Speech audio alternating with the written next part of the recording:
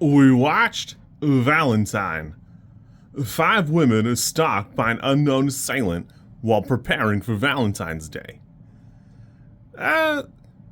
It's about 96 minutes, and I'm going to say it carefully. I think it's important that you go in blind. I think you should absolutely just go check it out. It's only 96 minutes. I think it's worth a watch. For a handful of different reasons. I think culturally, it's kind of interesting as a product. It's got the right cast at the right time. So much so that, like, David Boreanaz could only hang out for 2 weeks, so they had to rush through all of his parts. Katherine Heigl, Denise Richards. There's a lot of people here, a lot of faces that you'll recognize, even if not in a way you might, something else of it around its time. I had a pretty fun time with this. It is based on a book by Tom Savage, same name, and kind of similar premise, though they're really not that similar because this is a slasher. Of everything else, it is a post-Scream slasher by a handful of years, so it's got a lot of similarities that I don't know if it could ever really escape, and it is definitely a product of its time, but it's interesting. Where the book is much more a thriller, and apparently there's a pretty good twist at the end of the book. I personally right now I'm pretty obsessed with Dungeon Crawler Carl, so I haven't taken the time to like put my book down and skim this other book to try and figure it out because again, they're really not super similar. The book revolves around a completely different group of people, and it's really only made about a book in name. They wanted the name, and Jamie Blanks is pretty clear that he wanted to do his own thing, so they really don't have that much to do with each other, which is unfortunate, because it's got some decent-ish ratings. It's not a gigantic book. I think it's like a 3.5 on Goodreads. I don't have that tab up to read it to you right now.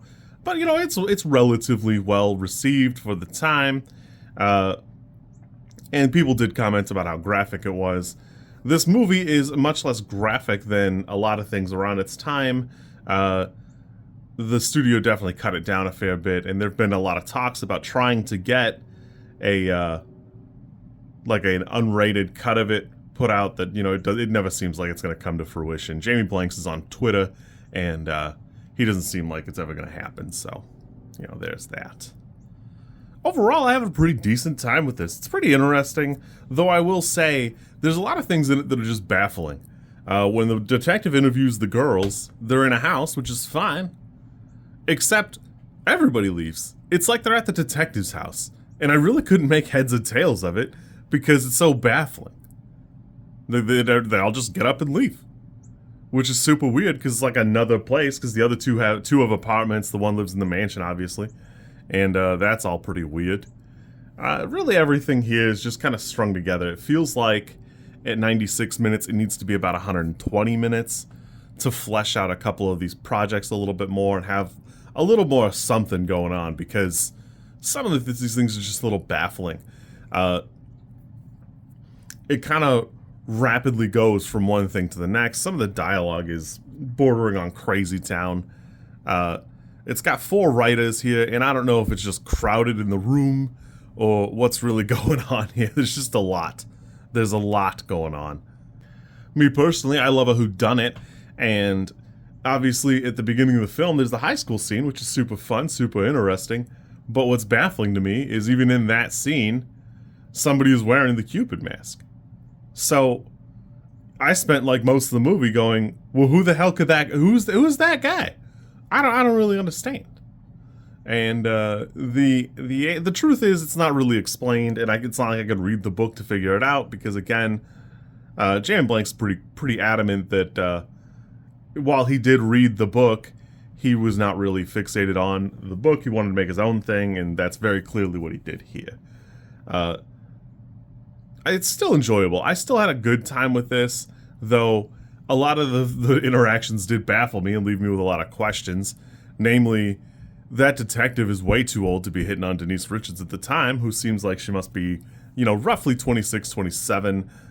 Could be a touch older, 32, based on, 13 years after the, middle school and or high school dance. I don't really remember, but, he seems, I was 100% sure he was going to go, as your father, I think that blah, blah, blah, blah, blah. And it was not what happened. The other thing was way creepier. Overall, I had a good time. Again, it really is a product of its time. It's got that weird post-Scream sickness where Wes Craven was really doing something wild at the time, and, I can see where this is a well-loved movie by people who liked it at the time, and, for me, towards the last, 10 minutes of it, it was like a 4, and it made its way to a 5, but I was pretty charmed. I still had a pretty decent time, but again, it's got its own flaws. There's some crazy town stuff going on. It did kind of send me how quickly the party dispersed, that not even a hang on. They just, everybody's gone. You're all alone now. That's it. Again, I had a pretty good time. I don't know what you could do to really change it or jazz it up. I had a fun time with this. It's not my favorite thing in the world, but for a Valentine's Day movie that I would otherwise not have checked out, I had a good time with this. I thought it was pretty good. I had a fun time, even if it wasn't the best time in the world. You kids be good.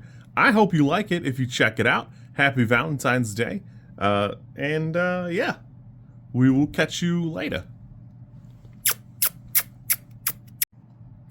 Also, there's two, I don't know what you call it, a bumper or a cold open to this movie. And there's the dance, obviously, the little setup dance, that's fine. But I really do appreciate the blind date or whatever it is in the restaurant with third person guy going directly into the baffling morgue scene, because it really has all the hallmarks of its time. She's alone just doing an autopsy, I guess. And I just, that I did not cross my mind that would be what happens. I had no idea what to expect there. And I did do a good job setting the tone, but it was, it was fun. I had a good time, not a great time. You kids be good. If you like this content, I'm supposed to ask you to like, comment, and subscribe. I think I think like is here, and comment is probably down there, and subscribe over there somewhere too, I think. I don't know how many times this snippet is gonna make it into a video. Everybody says you should do it this way, and I always thought it was just an annoying thing other YouTubers did. And as you know, I am bad at editing, so if you like it, great, I'm happy for you. If you don't like it, I'm sorry.